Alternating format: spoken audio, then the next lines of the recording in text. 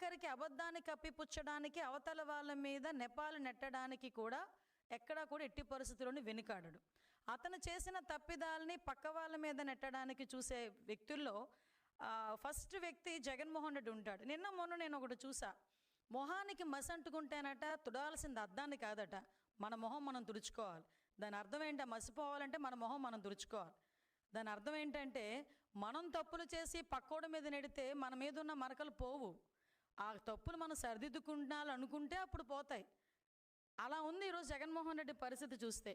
అంటే ఆఖరికి ఈరోజు చూసుకొని ఒక 35 సంవత్సరాలుగా వ్యాపార రంగంలో ఏకబిగిన అవార్డులు సాధించుకుంటూ ఎక్కడా కూడా ఎటువంటి మచ్చ లేకుండా వెళ్తున్న హెరిటేజ్ ఫుడ్స్ మీద కూడా అతని తాలూకా అక్కసును వెళ్ళగక్కడం చూస్తూ ఉంటే నిజంగా ఒక పక్క నుంచి నవ్వు వచ్చింది, ఒక పక్క నుంచి బాధ అనిపించింది.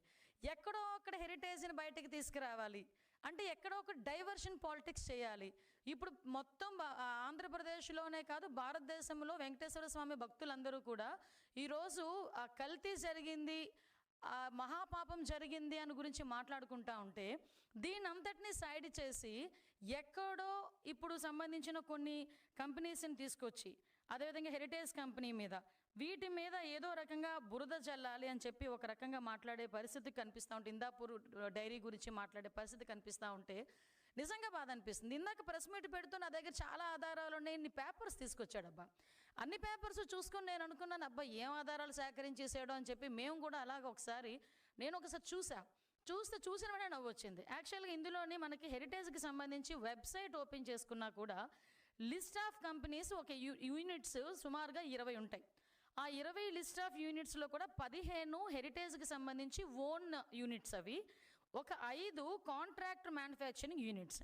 అయితే వీళ్ళు ఈ సాగ్రిగేట్ చేసుకునే కార్యక్రమంలో ఈ మ్యానుఫ్యాక్చరింగ్ యూనిట్ అని చెప్పి ఒక దగ్గర రాశారంట.